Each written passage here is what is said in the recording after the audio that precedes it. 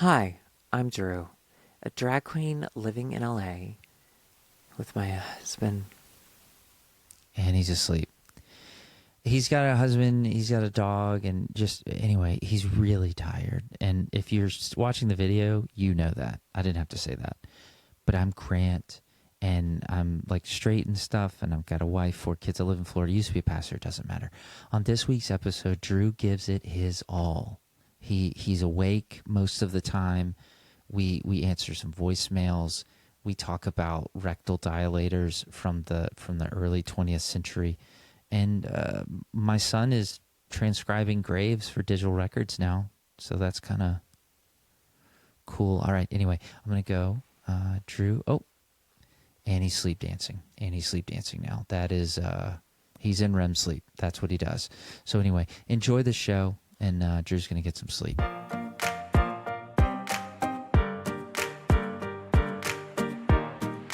Hi, I'm Drew, and I'm tired.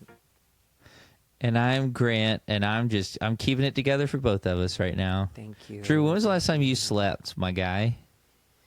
Well, you know what? That's none of my business.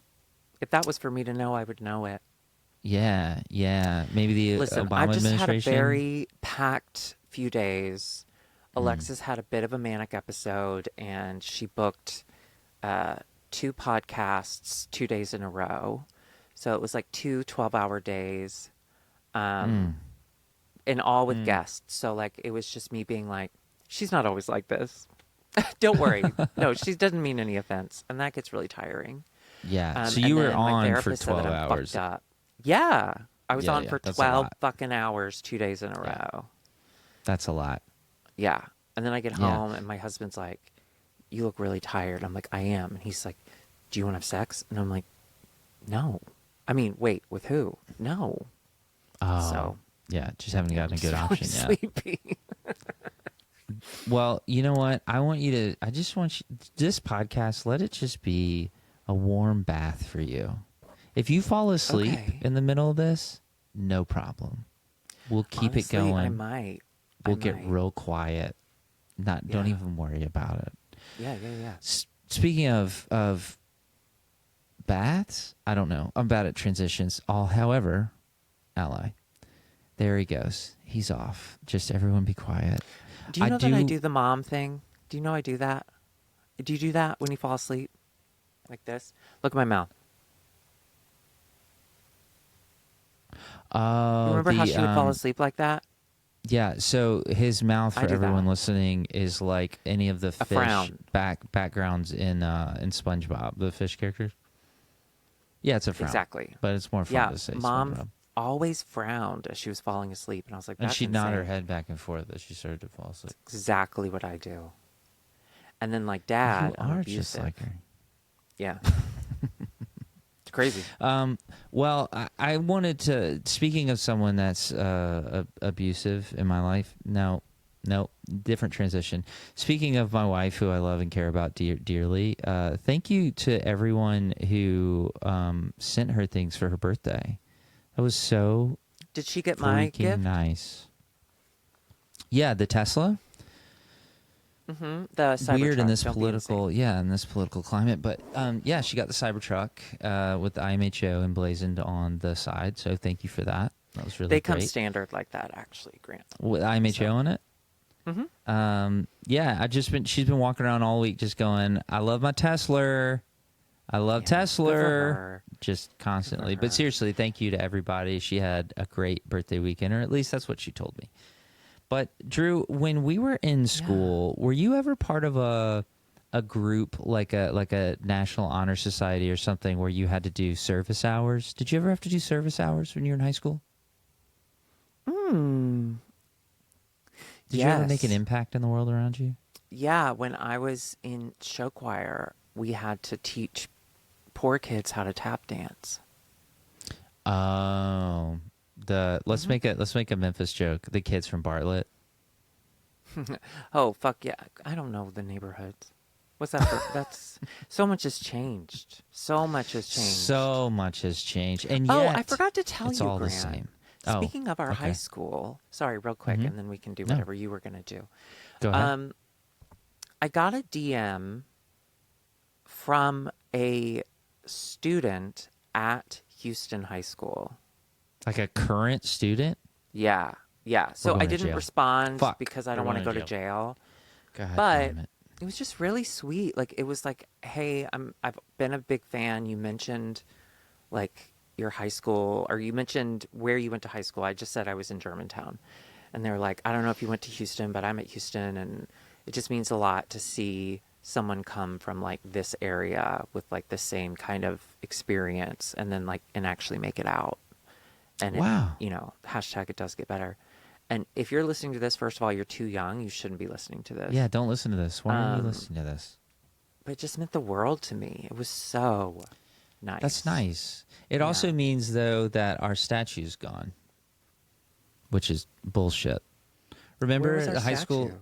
At the high school, they built a statue of us because they had Oh, no the one one in in front the of the area. auditorium. Yeah, no one had ever seen twins before, Mm-hmm. and We were the first. it was just a thing. It was just a weird Tennessee thing. I don't know. I did speak to someone this week who said that adult twins freak them out. And I said that, Yeah, that I happens a lot. forget that happens. And then you and I, like when we travel together and we're walking somewhere together side by side, I forget that we look alike. And that is scary to people. And so we do do get too. looks. Sometimes people are We do. thrilled. Like the lady in the restaurant who walked up to us, got this far from New our York. face, Mm-hmm. and just was like, adult twins. You're which was good. so lucky to be eating with adult twins, is what she said She to the rest did. of the table. She did. But yeah, I guess our statue's gone. I guess no one knows about us anymore at Houston High School. I'm super okay with that. I gotta Go admit, Mustangs. my memories of high school are nothing but good. Nothing but good. Actually, they yeah. were. I gotta like. I mean, sure, Yeah. I was a gay guy, and God hated me. My parents sort of hated me. Like whatever. Yeah. But I found my niche very early on, Mm-hmm. and I just leaned so hard into it. And I was just, Yeah. I went to summer school so I could take Algebra 2 ahead of time. So my senior year, I could have a fourth hour of choir. That's not made up. That is absolutely true. Yeah. I failed that class, by the way. I failed it. And the teacher, well, almost the entire class did. And the Oh. teacher at the end of the summer goes, yeah, I guess this one's on me. And he passed all of us. It was I mean, wild. Everyone fails. Yeah, that's got to be on the teacher at that point. I think But this is on me. yeah, and I honestly think, I mean, I had a horrible time at our high school. I never Because you found wanted my to be tribe. with God. Because you wanted to be with God. I did want to be with God. I did want to be with God. Great, But you yeah, had all your my little friends were muscle at the boys. church. At the church, none of them were at school. I'm saying the place I spent the majority of my time in every week, I hated it, and I never fit in. I always felt like, and we graduated high school with people we went to kindergarten with, and so we kind of knew people. Like we were known, and we knew people. But I wasn't really friends with anybody, like it just But- kind of made it an eerie loneliness where everyone knows your name, but no one wants to talk to you. Well, they know you too well. No, That's a good point. Well, but at the, in our senior year, you did get voted most artistic or whatever for the senior superlative. So, I think people know, I say this to people all the time because they're like, you're a faggot. Did you get beat up every day? And I'm like, Yeah. no, because I think because I was one of the twins, they just, Yeah. they kind of left me alone. And I mean, they didn't, but they mostly left me alone. And I would just hide in the choir room. And if someone called me a faggot in the choir room, I would just take that plank out of their eye and put it into mine. You know what I mean? Or in your butt. Well, the reason I Probably. brought up school wasn't just to bum us out, although it does bum me out. Sometimes when I drop the kids off at school, I do have a little, I try to empathize, and I think I hope they're having a good time. And I remember how bad of a time I was having, and I'm like, oh God, I need to get out of here. And when you're a And I kid, leave. you have no comparison for the passage of time. So it feels like it is taking forever. Yeah. Yeah, it Forever. absolutely does. Yeah, But absolutely. I had a good time. I would recommend 10 out of 10. Well, my kids, the majority of my kids go to a charter school, and part of the agreement in the charter school is that they will do service hours every year, and they have to do a certain amount. So, of course, Max is like, "Hey, I have till next Tuesday to do 11 hours of service, like service hours." And I was like, "Good luck, buddy. Like, I don't know what you want me to do about that." He said, "Well, I can. There's one remote thing I can do, and I can do it at home on the computer." And I was like, "Great, what is it?" I had never heard about this before. It's fact checking gravestones in cemeteries from your computer. Oh, I would love that. Oh, you don't get to So- go? No, you can. Okay, so there's multiple volunteer spots.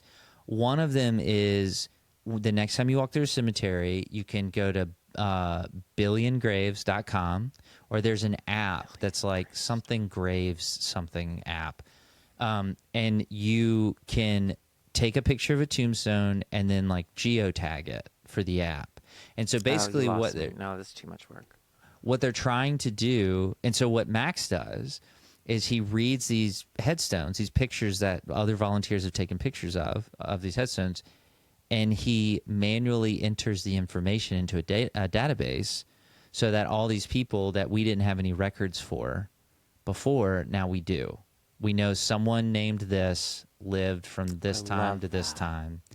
I Yeah. love that. And it's all volunteers. It's all volunteers doing this That's work. amazing. Yeah, and so I was like, "What are you doing?" He goes, "Yeah, I'm like fact checking tombstones." I said, "What does that mean?" And I go over there, and sure enough, he's just entering, like, okay, 1950 to 1951. That was a sad one, but he's just that's okay. entering the dates, and then yeah, that's what he's doing. And I will say he figured out a smart way to do it. Working harder, working smarter. He realized that they're not counting his hours by submissions. They're counting his hours by how long he's logged in. Oh, no. So he goes, "Hey, Dad, can I leave your computer open? Will it go to sleep?" And I was like, "No, I can disable it so it like stays." Oh, wait, why? Is there something like downloading or whatever? And he goes, "I just have to stay logged in for like 8 more hours." So he did do some of them, but there are, That's the modern. They're just- Listen, that's COVID, okay? That's the modern workplace. Everyone has those little mice that'll move themselves. He figured it out. And I'm proud of Yeah. him. I'm proud of him for figuring it out. And I'm proud of yeah. him as well. I'm slightly worried about his future, but we can talk about that later. I mean, it's always worked out for us, right, brother? Everything's going pretty swimmingly at the moment.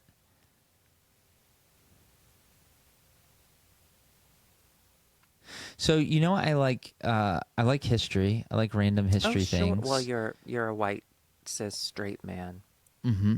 And I also like learning about our family and when they can intersect. You do? Oh my God! Well, anything that's related to me. Sure. That makes a so lot more sense. our family's related to me, therefore learning about it. Mhm. I learned about a product. Maybe I'm sure you've heard of it. You're such a history buff, but I learned about a product this week that no longer is sold, but it was a medical device or series of medical devices that was around when our father was young, and it might explain his latest dalliances into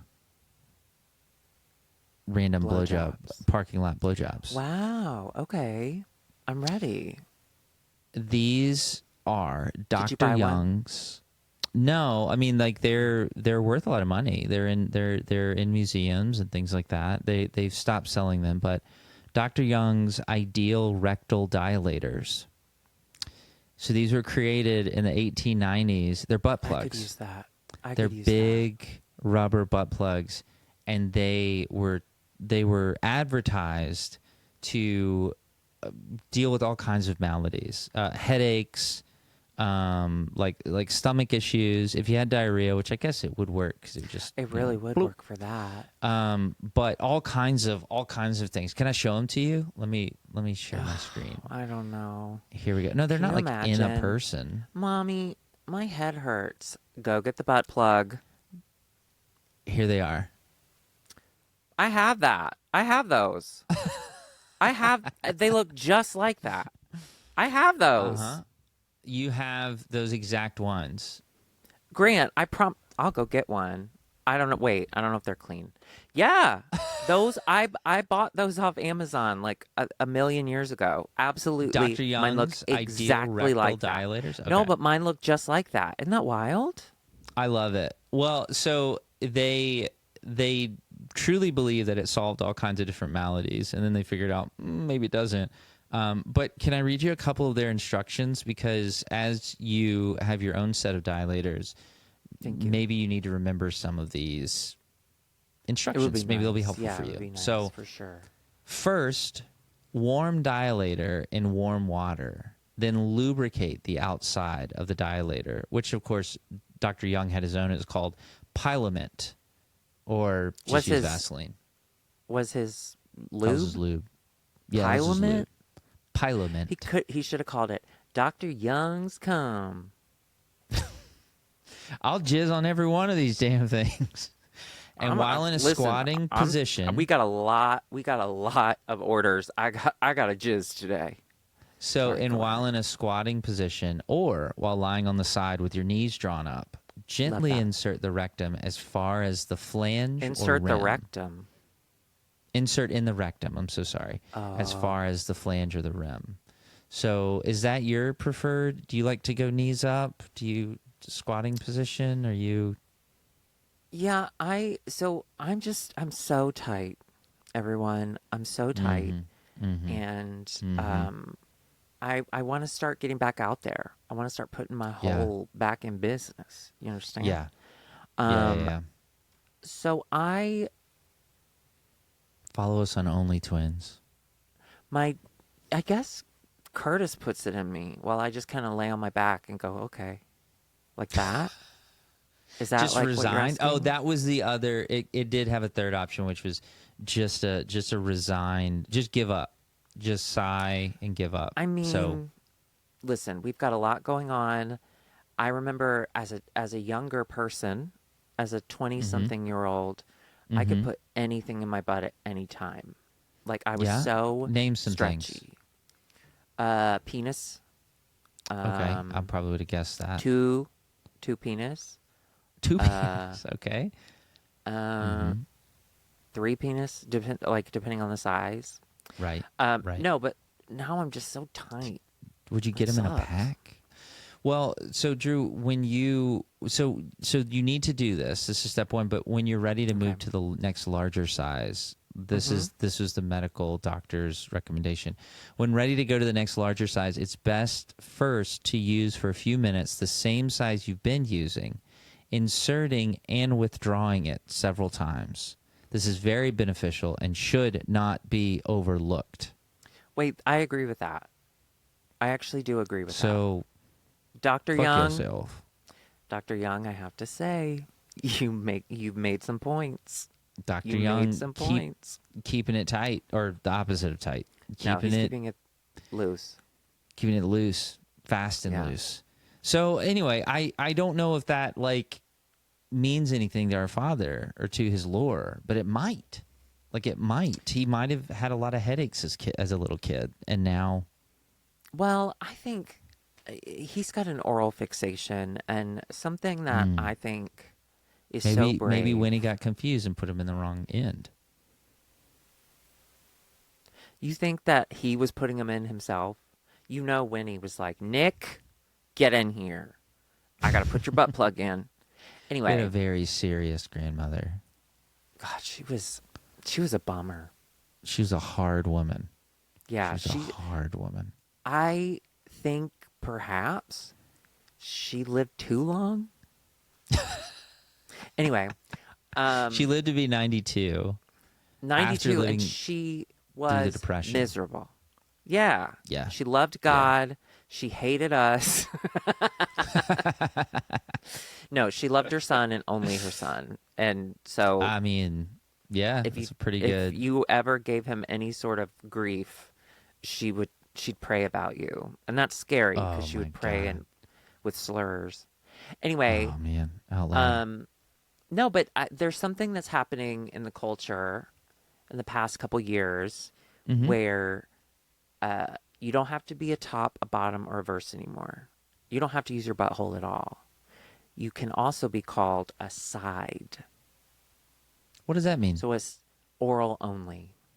So when you go on like a grinder, a sniffies, what have you, instead of labeling yourself as one of these anal things, you can select side, which is just like, I'm not doing shit with my butthole. I mean, I'm doing shit with my. I mean, you're That's the doing only shit. thing Yeah, I'm yeah, yeah. doing. It's the Yeah. only thing. Right, Isn't right, that right, right, right. interesting? So maybe our Well, dad was the first side. How long has that been a term? I'm not in the apps as much as I'd like to be, which Okay. is at all. But I don't know. I've started hearing it in the lexicon in the last couple years. Wow. Yeah, Why were you keeping this from me? Why were you hiding this I from me? wasn't. I really wasn't. I wasn't at all. If anything, I overshare, Grant. No, that's very true. Side. So Mm-hmm. if someone says like, are you a top or bottom? You can be like, side. Mm-hmm. I'm Yeah, not doing all that work. Side. What does side mean? Why is that a top bottom? I guess that's the only thing left. because if someone goes after your butthole, you just turn to the side. Uh-uh. Nuh-uh. Uh-uh. Uh-uh. I don't think so. Uh-uh. Or Um, if they want you to top, you turn to the side as they back towards you, which I'm assuming they do.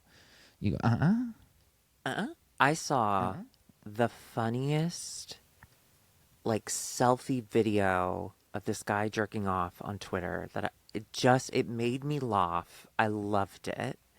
And I was What so made it so excited. funny?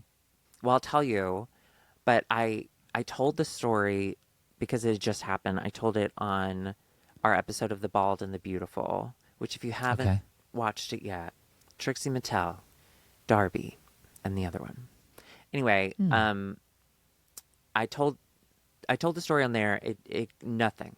I got nothing, and I was like, "You're the wrong audience for this." Okay. Okay. I'm ready. So I'm scrolling as you do, and I'm seeing car accidents, gunshots, all of that. You know what Twitter is. Normal. And then I get to my porn. I'm like, great. Now we're really cooking with gas. And Right. there was a guy on there with, I would say like a 20-something guy with like a very small penis. Not very, Okay. just small, like safely small. Like they live very confidently small. And Okay, so don't say a number, but can you give me a common household item that would be roughly the same length? 1.5 chapsticks. Interesting. Okay, girth-wise, what are we talking? Okay, that I'm not quite so sure because the camera angle was really strange and it made the base of everything look really big. So Okay, he may have had a rocket ship. like I an don't know. A24 produced jerk off video. Just a little strange, artsy. And there was a little shell crying. Anyway, 1.5 chopsticks. Okay, that's pretty tiny. he's doing his jerk off and I don't click on the video, so I don't have like the sound on. I'm just kind of like scrolling and I see it and I see him start to go duka duka duka, which is how he comes. And then I see him say something. I'm like, what the fuck? So I click on it, rewind, duka duka duka, and then he goes, see? I told you my little guy would make a mess. I love that. That's so funny. Oh See? my god! I told you my little guy would make a mess. Oh That my is- god, that's so fucking funny. It's great. Oh it's my great. god. It's great. I love the phrase. That's so funny. I also love the idea that for him to say, "See, I told you," is that at the beginning. It was probably 2 chapsticks, not 1.5. It was not But horribly small, but it was small. but at the beginning to just say, I'm letting you know right now, this little guy, he can make quite a mess. This little stinker, he's gonna make a He's mess. about to fart. Yeah. I love Yeah. it. I love Right? that. I think that's the funniest That's thing you so could possibly funny. say. And ever. crickets. Anywhere. Crickets. They didn't laugh at all. And not only was it crickets, they left it in the edit. Take it out. Jesus. You know what that is? Is they're intimidated and they're like, we have to make Darby look bad for a second. So probably no, I afterwards. looked bad the whole episode. Her teenage fans, for the most part, were nice, but there were a few that I think honestly want me dead. What'd they say? Well, so Trixie and Katya have a similar dynamic to me and Alexis, and one of those being that Trixie interrupts all the time. So I was doing that because that's just what I'm good at naturally. Shut up. And the comments are like the bad comments, which are few and far between, I will say, Sure. but they're But like, they are the loudest oh in my our hearts God. and minds. Exactly. They're like, oh my God, she keeps interrupting. Like, shut her. I was dressed as a hamburger and it'd be like, tell the hamburger to shut up. And then, and then the astute people would respond, yeah, so she's doing exactly what Trixie does every episode. I think the reason you hate it is because it's not Trixie doing it, but that's Trixie. And I was like, yeah, she's a millionaire, so you care. Okay, can Anyway. I ask you for I did not see us going down this path, but what are the comments that people have said on IMHO or a Twinnuendo video that have hurt your feelings? I know mine. They're here forever. So I just have a couple, but what are yours? I've been in the game for a while, son. You have. So Have any I stuck don't with you? really- I guess is my question. I don't think. Now, I know someone's going to comment below, like, remember when someone said this about you, Darby? And I know it's going to devastate me, but I don't really get devastated anymore. Like, I don't really, Yeah. like, But it I think bothers you. I mean, like you have to get over it. Like you have to like make an effort to be like, oh fuck that. Like I'm not going to think about that anymore. Because I mean, you just did. Like you just, you're still thinking about it. yeah, but I feel like I'm thinking about it in a very different way. Like, I feel very, okay. like, when I'm telling you about it, I'm like, well, I guess I do care. I was thinking that I was being very cash and just like, see, and then this happened. But no, I guess I do care. I don't know. Yeah. I mean, Twinnuendo, it's that I'm ugly and you're not. And then IMHO, We look exactly the same. IMHO, we rarely get negative comments. Yeah. So, Well, I stopped posting them. You figured out it was me, but thank you. the I will say that Paula does a good job typically of like if somebody posts something really mean, Horrible. Yeah. it'll disappear. Hopefully, before I told her we've to. seen it. I told her to start pinning them. So she used to pin them, and then they I would like delete them that. themselves. Oh, I like that. That's a strong move. Oh, Wow, Grant. Okay, we should do that. This is so vulnerable of me to say, but Okay. while Trixie's podcast was did a live premiere, on YouTube you can schedule it to like live premiere, and so I jumped into the live chat just to see like how I was being received, and I was being received great, except for one preteen girl who thought I should kill myself. And Was what it was Piper? great, it was, in fact, and she's Yeah, right. that sounds right. Piper, I'm working on it. One day I'll have the nerve. But this person's like, fuck, I hate this girl. Tell her to shut up. I might not be able to finish an episode. I hate this. And then everyone that was there for us was like, shut the fuck up. Get the fuck out of here, you piece of shit.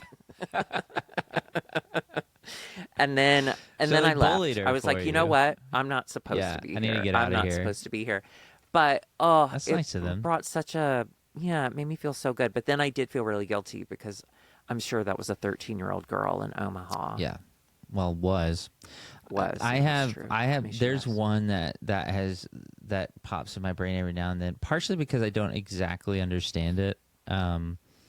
It was so if you posted this, whoever you are, it worked. That thing stuck in my brain. I'm not changing anything. I'm not making myself better because of it, but it was when my friend Christina came on, the therapist, and I was talking to her, and someone commented something like, and their Grant goes again, just won't shut up and is the most unaware person in the room. And I was like, Yeah. that's not right. Yeah. So it did it. You did it. Whoever said that, Grant, that's but in that's here. that in here. okay, you get used to that because those were the comments that used to bother me when IMHO started. They'd be like, "Oh my god, shut up." And then Yeah. the people who enjoyed it stuck around. And eventually you just get like I jumped into that chat expecting someone to say, "Shut up, you stupid hamburger." Yeah. And she did. And she did. But yeah, now it doesn't really affect me the way it used to. Eventually you just go Yeah. like, "Listen, I am not for everybody." Yeah. I'm I I mean, well, certainly I you think could take it as a note. You could take it as a I note. don't worry about it. I won't. I think the reason why that one stuck is because I'm surprised it stuck, because I was telling someone the other day that truly I I care so little about what people think of me compared to how I used to. I was such a people pleaser. Oh yeah. And I lost everything. And like the people I thought I had pleased the best would have loved for me to do what that preteen wants you to do. And so after living through that and getting through it and being like, oh, honestly, if you're not helping my family out in some way, I don't really care what you have to say about me or my life. So yeah, I guess that's why that one stuck, is because I don't know why it stuck. I'm like, what the fuck does that mean? So It's anyway. really odd to like unpack the people pleasing aspect of an elder millennial because like in the What does that mean? 1970s, well, I'm trying to explain it. You interrupted me. It's like you don't listen. I've heard I'm that not somewhere aware of before. it. Anyway, yeah, like in the 1970s, kids went outside and they came back in when the street lamp came on. So like the parents just weren't around. They were doing their own thing while their kids were wandering the neighborhood and getting Yeah. kidnapped. And then in the 80s, kidnapping started. And so like the 80s, 90s kids, we suddenly were in the house all the time, but with parents who didn't know how to parent because their parents never parented because they were always outside. And so I Yeah. think we were prone to critiques because suddenly we're in the house all day with our mom who wasn't in the house all day with her mom and doesn't know what to do. And so really the only thing our parents knew to do was to correct us, you know? Like so it kind of trained us to constantly be waiting for that critique, you know? So you're Yeah. trying so hard to just please everyone around you so that they can't do it. Oh, you want to Yeah. critique me, but you can't because I did nothing wrong. I'm perfect. You know, like Yeah. it's just I obviously anyone can be a people pleaser, but the amount of like elder millennials I've met who have been people pleasers their whole life, it's wild. I saw a video today, actually, speaking to when we say no worries to people. Oh yeah, how boomers get triggered. Well, but no. It was, I mean, I guess they do, but it was like, that's people pleasing. Like that's me letting you off the hook. Like, let's say you did something very inconsiderate of my time and didn't follow through on something, and then I go, oh, no worries, no worries. Which it is, because like it's inconvenienced me, it's whatever. And then like moving forward, I would like you to change your behavior, but I'm not going to address it. I'm just going to tell you no worries, because like I want Oh everyone around me to be yeah. happy and be okay. And so this video was like, giving other options of things to say. And so one of them that I liked the most was to say that, hey, thanks for saying something. Like when someone's like, oh, hey, I'm not Ooh. going to be able to do this, or I Yeah. didn't do what you asked me to do. Hey, thanks for saying something. Like, thanks for letting me know. Thanks for saying something. Because That's good. it doesn't let them off the hook. Like that, like, hey, there's still shit we got to figure out here. Mm-hmm. But like, but I'm acknowledging, like, I heard you, and yeah, you fucked up, but it's okay. Like, I'm not mad. I'm not yelling at you. Just acknowledging it. And I was like, that's a good one. That's a good one. And it Mm-hmm. kind of escalated from there. One of them that he said that it made my chest tighten. It just felt so direct. It was something like, like that. Like, thank you for saying something Mm-hmm. in the You suck. future. Well, it was something like in the future. Um, something about like let's figure out how to be more prepared or something. It was something that was a little bit of a rebuke, and I was like, oh god. And the guy in the video was like, did that feel hard to hear? Like, can you not Yeah. imagine yourself saying it? That's how like fucking people pleasing you are. And it's true because it wasn't rude, but anyway, yeah. But no, I'm gonna try to not say no worries all the time. I say it for everything, even when it's very much worries. Oh, um so yeah. I say I say, "Oh, that's okay. It's okay." And I've been trying this. It's so bizarre that you're bringing this up because it really has been the last week. I also saw a video where someone was offering that, but it obviously didn't make enough of an impact because I don't remember what the options were. But the thing I remembered was like, if it's not okay, don't say it's okay. You Mm-hmm. know, like you don't have to say anything. And so Yeah. that's what I've been doing is just, which also feels good because then there's a very like pregnant pause. Like there's just so Yeah. much tension in the air, and it's like I'm not Little feeling it. tension babies. They're feeling it. Well, you know, So it's punishment. if you want to view it that way, I think the last big conflict you and I had, you you had told me something difficult for you to say to confront me about something, Hmm. my drug use.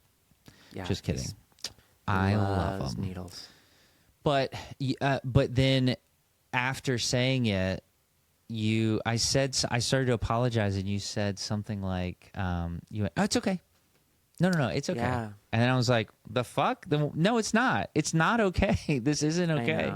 know. But anyway, so it's funny that even being brave and doing, like, having the confrontation, there was still that pull to be like, oh, it's okay. It's okay. Yeah, well, I think Yeah. too. There's a couple things working against me. Number one is just like I don't trust myself yet. Like I have Mm. a lot of work to do, including medication and trauma, whatever I have to do with my eyes. So like Mm-hmm. I don't really trust my feelings because like am I overreacting? Because I know I can't regulate my emotions. So am I doing too much?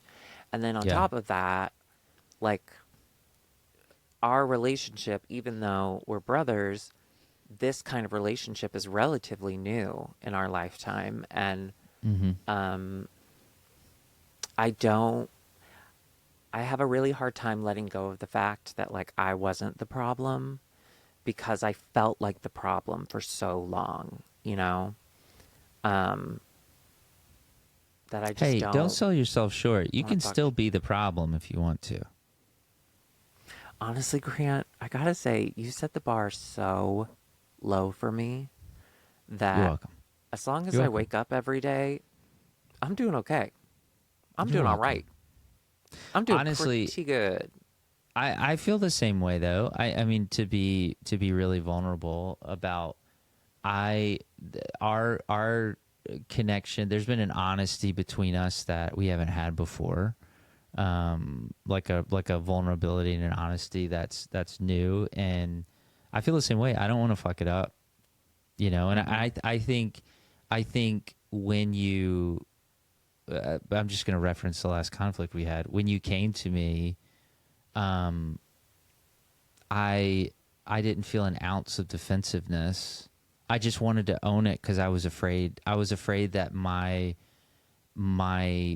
behavior could fuck this up, could fuck you and me up. You know, I'm not talking about the podcast. I'm saying like I was afraid that what we have now, oh fuck, I don't want to fuck that up. So, yeah, so I feel the same.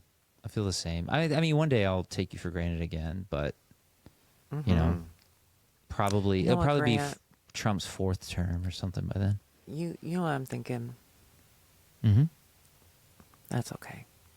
It's okay. It's okay. It's okay. It's okay. Well, That's okay. speaking of being okay, It's okay I do not to be okay. Yeah. I do have a few voicemails where people Hell are yeah. not okay and they need us to help them be okay. Hell yeah. Are you ready to solve everyone's problems? It's okay. It's okay. Thank you.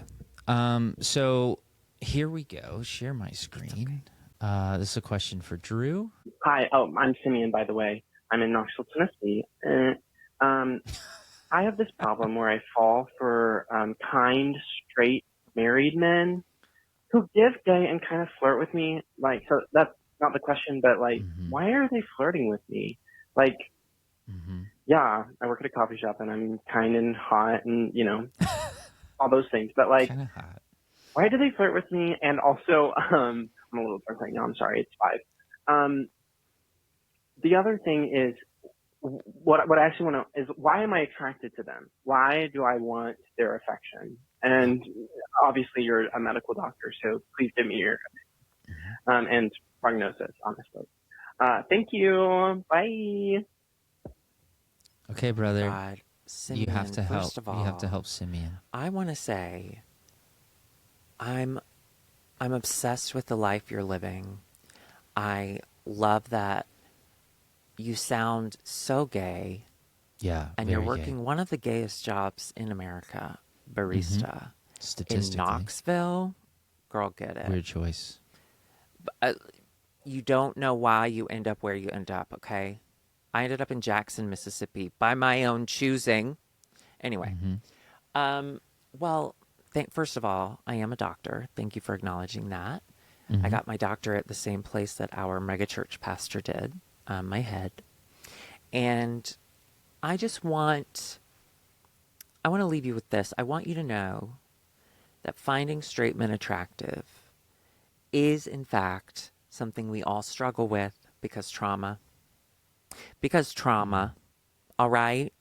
It's because, especially being raised in the South, like, there are gender roles that are very specific. And if you're not meeting your gender role, and God forbid you might be leaning into the other gender role, you just become hyper aware of the goal. You know, like, I'm not good. I'm not what I'm supposed to be like. Oh, I'm supposed to be straight. Oh, I'm supposed to play golf. I don't know what y'all do. Yeah. But oh my God, we love it. you start to fetishize it. And straight men are fetishized. I remember being like a 20-something faggot, and I would hook up with someone, and if they were wearing a wedding ring, instant come. That's why, like, anything that you feel so attracted to and you don't understand and you feel conflicted about, it's probably just some sort of, I hate using, trauma sounds like such a big word, but It's not. it really It's pretty is short. your relationship with yourself and with the world around you. And most importantly, don't be upset or like blame yourself like you're doing something wrong. Like, we're already here, enjoy the ride. But I genuinely believe it wasn't until I got with Curtis, my husband. He's pretty straight passing, but he does have some like feminine qualities. And that initially was a turnoff to me. And now I love it. Oh. And I love other feminine men. Like, you just gotta break it down. you know? Do you? So basically, he needs to get with Curtis. Is that what you're saying? Honestly, Simeon, I'm working with my dilators right now, and I'm still not up to Curtis. But So, your headaches you're have young. completely disappeared. Oh, I have not had a headache in weeks. Unbelievable. Yeah, just listen. You're alive. You're surviving. You're a faggot in Tennessee. Nothing's your fault, ever. I also Hook up with a straight guy, whatever. Take care of yourself. I also found out today. I think I posted to my story. There's a guy who does a lot of research about megachurches, and so the most megachurches in any one state it's Texas number 1, California number 2, Florida number 3, but per capita number 1, Tennessee. For every 100,000 people, there's a megachurch in Tennessee. So, yeah, you're surviving behind enemy lines. So, do what you got to do. So suck Do what off you the got to enemy. do. Let me tell Be you, Simeon, aside. fetishize me, baby.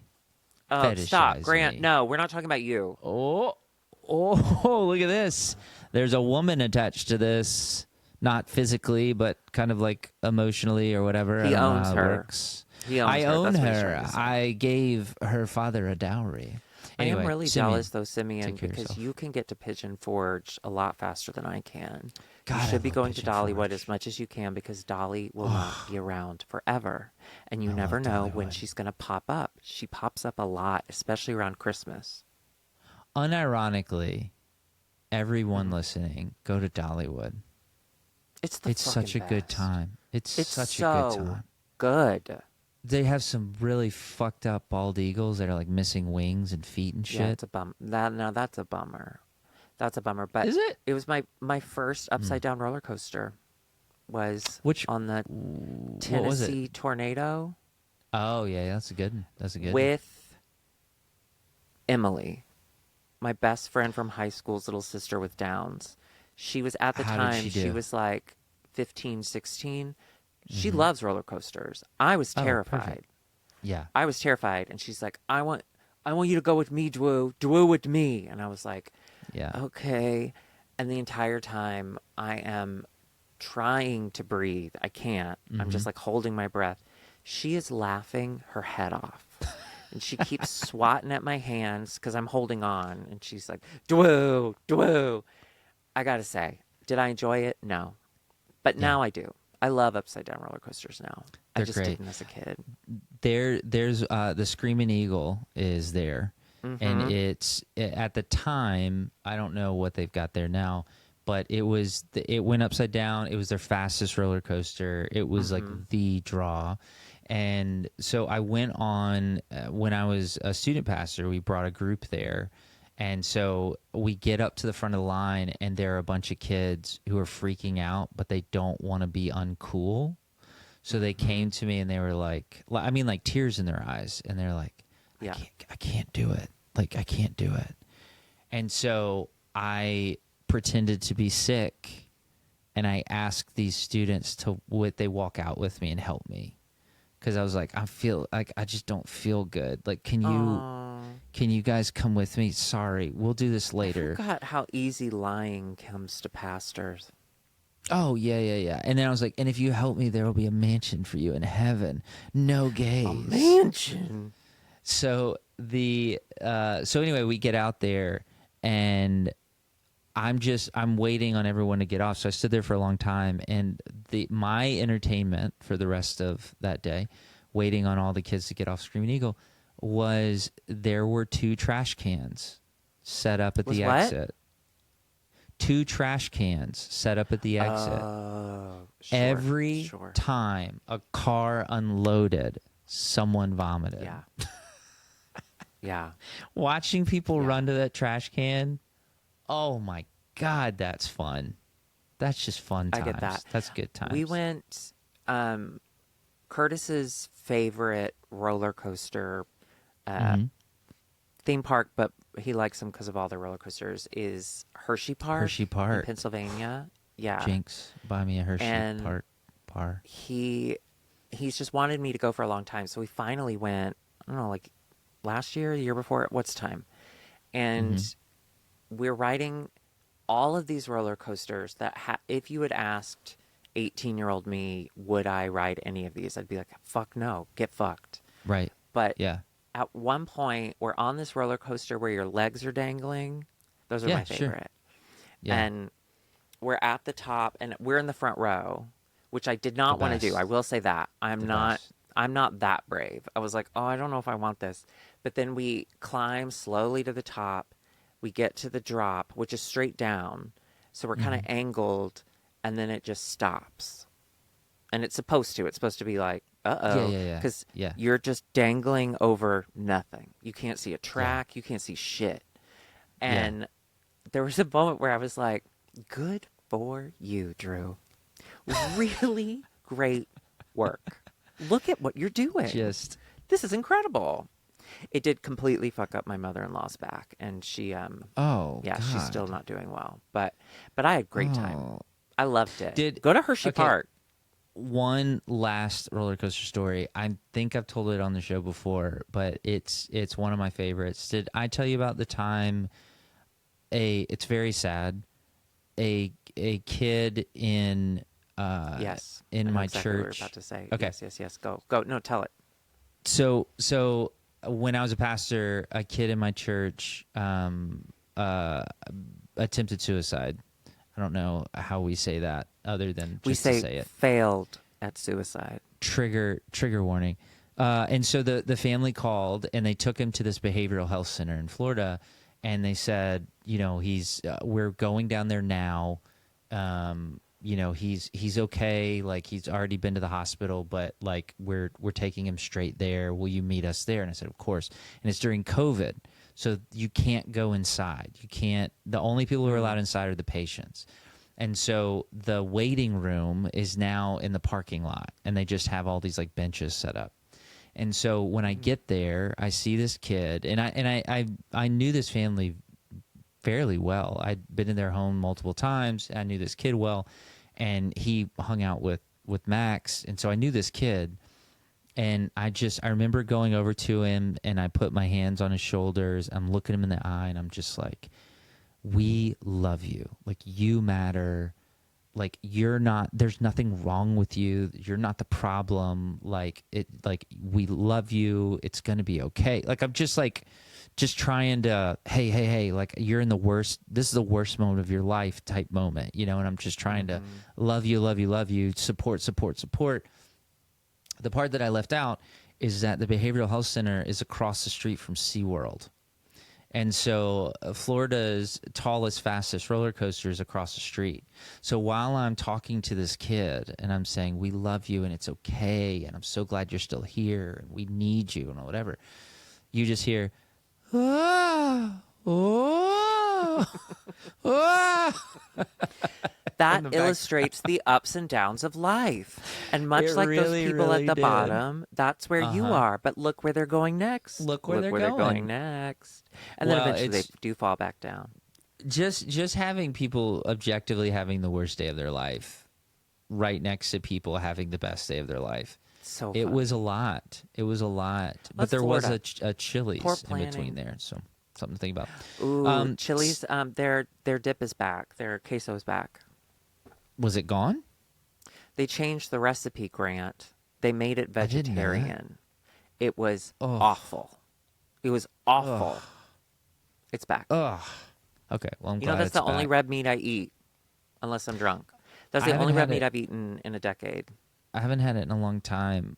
Will you send me the Chili's best. money? All right, voicemail. No. Let's hit another. This is going to be a tough one. Here we go. Hello. My name is Morgan. I'm 19. Hey, Morgan. My pronouns are they, he. And I was wondering if you guys could give me some advice regarding how to deal with a dad whose entire behavior and general demeanor has changed and has done like a complete 180 for, seemingly no reason for me. I know your dad had like a heart surgery or something crazy that like changed his behavior towards you, but I think my dad's just getting old and like his hormones are changing and Yeah. all that stuff. But he used to be like really nice and kind and like understanding. Well, he's always been very quick to anger, but as of recently, I mean, it's just insane. Like, he like screamed at me and like yelled at me because I didn't ask his mom how her day was. And I was just like eating my breakfast, like it was crazy. But yeah, like I'm kind of in the process of mourning. Oh my god, a bird just hit my fucking window. I don't know if you guys could hear that, but a bird just Yes. Oh, yeah, we heard it. smashed. Oh my Anyway, yeah, I'm kind of in the process of mourning this person who And was this really bird. nice And the that like bird. my dad used to be, and now he's just not that person. But I still Yeah. like have to see him and be around him because I don't have my own place because I'm 19. But yeah, let me know how to go through that process in a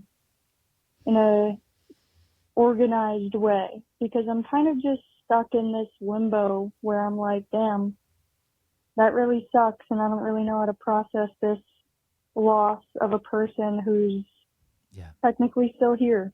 So yeah, let me know your thoughts on that. Yeah. Ooh. Ooh, Morgan. Morgan, is that right? Morgan? Morgan. And they said they, he? Is that Yeah. right? Okay. Yeah. Oof, Morgan. Oof. Yeah. Yeah. So I would we- say, first off, Oh, yeah, go ahead, go ahead. I just wanted to say, we literally have lived through this, and we know how hard it is, and I'm just sorry. I'm sorry. But you're we dealing had a with that. leg up because the scales didn't fall from our eyes until we had moved out. Like, we adored our Yeah. dad. Yeah, You know, that's like true. I figured out who dad was a little earlier than Grant, but it didn't take Grant that long either. And No. we were very lucky that we didn't live there anymore. So Yeah, that's being tough. 19 and you have to be in the house. Oh, Morgan. So I would say a couple of things right off the bat. When we got to the end of high school, so we were 17, like 17, 18, around that age. We graduated at 17. We graduated at 17 early. No. But we got our fighting with our parents. I mean, I know, Drew, your experience is different. You were literally a victim, being traumatized constantly. Thank you. Oh my God, thanks for saying that. So I'm not. It's okay. I'm not at. It's okay.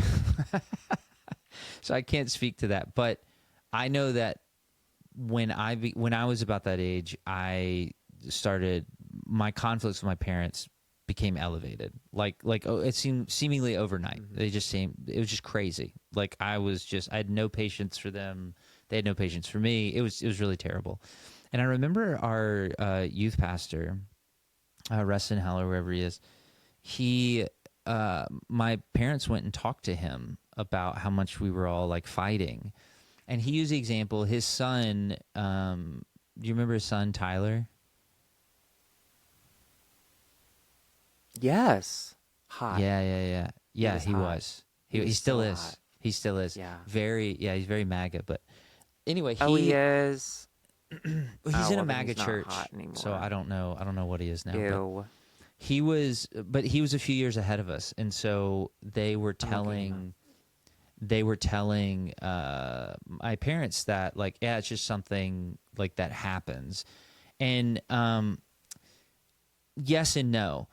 You're transitioning to a place where you're going to be more independent, but here's where our parents' generation has struggled, and I really hope that I do it right, which is they struggle from when you become an adult, you're not the parent anymore. Like, you don't parent them anymore. You're still their parent, but you're not parenting them anymore. And so now, like, your role shifts from a place of of like, I'm not just guiding you, I'm telling you, I'm instructing you what to do, to now you're a consultant. Now you're there to support and to cheer on, and you're there for advice when they want it and not before. And I just don't think they know how to change it. To Drew's point earlier in the show, he was talking about how our whole life they were just correcting us all the time. Like our parents just correcting.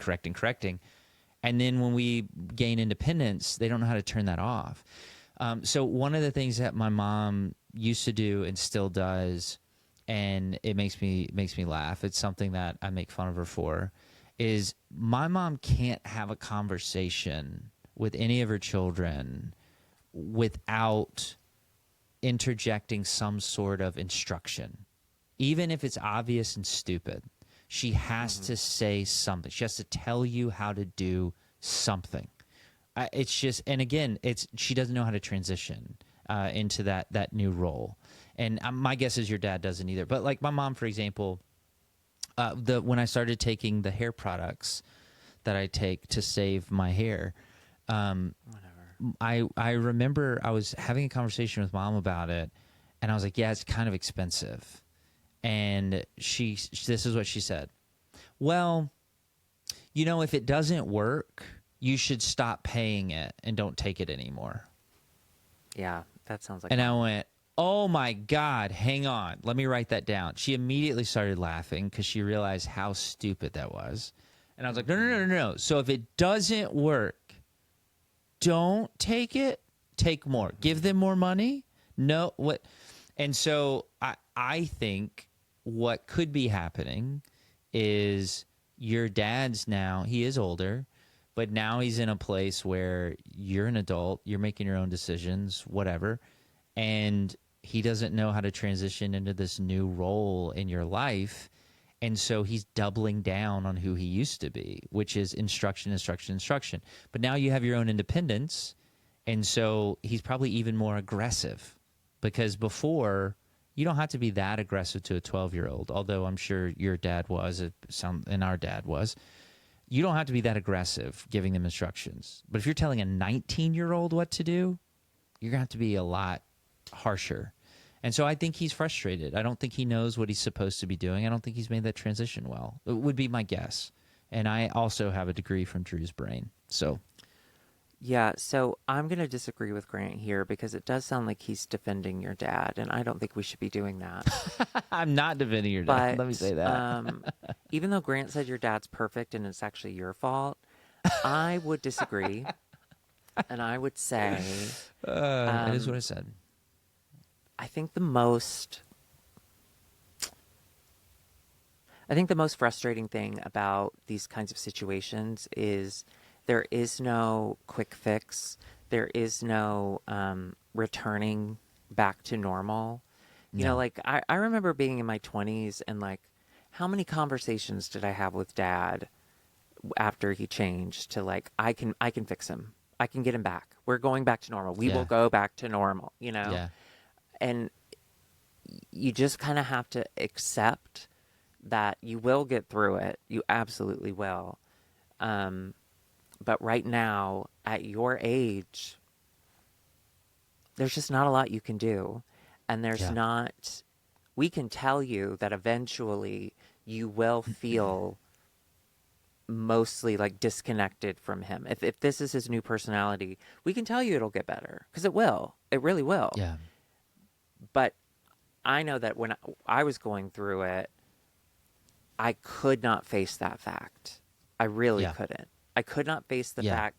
I mean, truly, Morgan, like, until I was 40 was probably the first time I ever really thought, oh, I will never have a relationship with my parents. If I'm to remain safe, I can never talk to my parents. And that took a really long time. So, hopefully, since we didn't have any guidance on that, but like, so hopefully you are seeing people disconnecting from their toxic parents and seeing that like parents are just human beings who sometimes are assholes.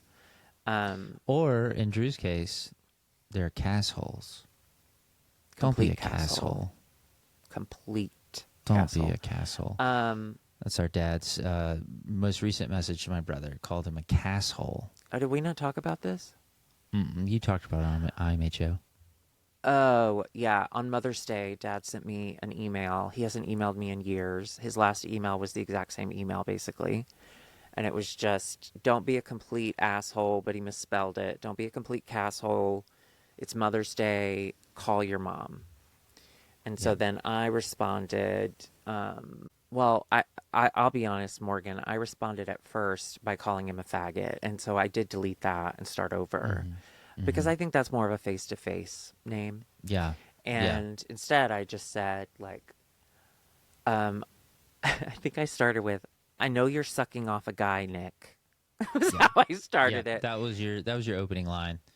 And Which, then I said, listen, in the straightforward. in the grand scheme of things, I mean, it was the best of times, it was the worst of times. I know you're sucking people off, Nick. I mean, it's going to go down in history. I want that on a t-shirt. I want merch. I know you're sucking off a guy, Nick. I think that's so funny. Anyway, I want and then don't be said, a complete casshole. I do want that on a hat. Alexis wants that too. I think that's And so then funny. I said, you tell her about that and I'll wish her a happy Mother's Day. Don't take your doxy pep on an empty stomach. That was it. Yeah. And it's good advice. It felt great. But when he sent me that email, the same exact email, like 3 or 4 years ago, I just spiraled. I didn't respond. I was too scared. I was still like, there was still that hope in my late 30s. I was still like hoping that we could figure it out, So just to be your age and to be in the situation you're in, the best thing you can do is just take care of yourself. You're not in a safe environment. My therapist told me this week. You're not in a safe environment. Your brain does not feel safe. And so you suffer physically because of that. So you do whatever you need to do to feel safe, whether that be a predictable schedule when you're at home, he comes in the house, you go to a specific room, like whatever it might be. Just make yourself the priority. You are the priority. Like we are counting on you, Morgan, to survive. That's your job. I completely agree. I also think too, I was mourning my old dad. Oh yeah. For a long time, and I wouldn't admit to myself that I was mourning. I was just like, man, I'm upset when I'm around Dad. Man, Dad really knows how to push my buttons. But really, what was happening was I missed who he used to be, or who he used to be to me, and I had to. I had to be honest with myself and give myself permission to grieve, knowing that the end of that grieving process is like letting it go. And I have to accept this new reality, and we're not going back, to Drew's point. So I think it's really, really incredible for you at 19 to go, I'm grieving. Yes, you are. And that's okay. And like, that's exactly what you need to do. And I would say the reason my connection, I've kept a connection with my father is my children. That's one of the primary reasons. But even now, they're old enough to know that he sucks. They're figuring it out. But I had to. So in a way, I feel a little forced to keep this connection, and that's me putting that on myself. I'm no victim. But at this point, though, I had to just make a shift in my head of what's our relationship going to be like now. And so for you, to Drew's point, to find safety, what kind of relationship was somebody like that? If he wasn't your biological father, what kind of relationship would you need to have with them? Would they need to be that distant roommate that you only intersect with in the kitchen on accident? Do you need to view him as the landlord? Do you need what does that relationship need to be like so that you can feel safety? Because yes, you're grieving, and that's truly. It sucks that you're there, but it's a great place for you to get through it. But now, in this present moment, with this new person, what does that need to look like? So what do those boundaries look like? Because they're different than the boundaries you used to have when you were safe. So what do they look like now with this person? How do you maintain safety with this new person? And that was Get a a huge gun. shift. Okay. Get a gun. Don't get a gun. Morgan, listen to me. Don't get a Don't gun. get a gun. Don't get a gun. Get a gun. Well, Morgan, get a gun. get a gun, but get a gun made of plastic and it only shoots water. Okay. Yeah, or 3D every time printed, your so it dad can't be gets too traced back close to you. to you, if he's about to Okay. yell at you, take Mhm. out your squirt gun, squirt him in the crotch. Make him go, Daddy pee-pee time. Daddy, ooh, Daddy, you pee-pee. Daddy pee-pee time. Let me tell you, Immediately disarms him. as a Immediately. father, every time my kids daddy pee-pee time me, I'm done. I'm done. No matter Ooh, what Daddy, it is. is pee-pee Ooh, time? daddy You pee-pee go time. pee-pee? I was in the Oh. hospital. I was like, I think I'm dying. And they're like, ooh, daddy pee-pee time. And I was like, oh, you got me. It's a good one. Daddy pee-pee Yeah. time is good. Yeah. Especially Well, if he's wearing khakis. I wanna. So thank you so much for calling. I'm so sorry that your dad sucks. We love you. Drew will be your dad. He's old Yeah, enough. I'm happy. So I am, in fact. thank you everyone for calling in. Thank you for the voicemails and all that. Thank you patrons. Thank you for giving something for Drew to have just waterfall over his body while he gets to dance. I want to also tell you, patrons, we just uploaded something today that's really cool and really exciting from Paula. Paula did a little 7-minute audio documentary on my brother and I. She For one of interviewed her us classes. for one of her She's- classes, She's in a master's program at DePaul in Chicago. and it turned Which out is so so fucking cool. It And was wild. I listened yeah, to it it was- like 10 times because yeah, I texted it's her and weird. I said, bitch, this American life, Uh-huh. I feel is like a huge reason I am the way I am with podcasts. And same here. this is to hear me and Grant sound like we're on This American Life is like blowing Yeah. my mind. And then she wrote back, that was the assignment. And I was like, oh, you just told me you're making Yeah. an audio documentary. She's like, no, Yeah. specifically they wanted it to sound like it could be in a This American Life. It blew my mind. I loved it. It's so cool. So that we just posted that today on our at time of filming on our Patreon. So if you are a Patreon subscriber of any level, we've made that available to you. I love it. She's doing a video version. When that's out, we'll release that as well. But so if you haven't supported us on Patreon, please consider doing that. That would be super helpful. I need it desperately. And you get this cool little audio doc from Paula. So anyway, patrons, thank you. Drew, before we go, any words of wisdom, any parting advice for us? Yes. Or sound effect? Yes. When is this coming out? Tomorrow, Okay. Friday. At time of hearing, if you're hearing this and it's the first day that it's out, so you're hearing it on the time that I'm talking about, the new season of Couples Therapy is out. And let me tell you, nothing gets me bricked up harder than Dr. Orna talking to a straight man who's being a total dick. I love Dr. Orna. So everyone go to whatever it's on now. Is it on HBO now? What's it on? It doesn't matter. It's none of my business. So go watch Couples Therapy. There's no way to know. I Go love watch that Couples show. Therapy. Thank you for supporting us, advertising with us, marketing with us. Go see Couples Therapy. All right, everybody. Bye. See you next time.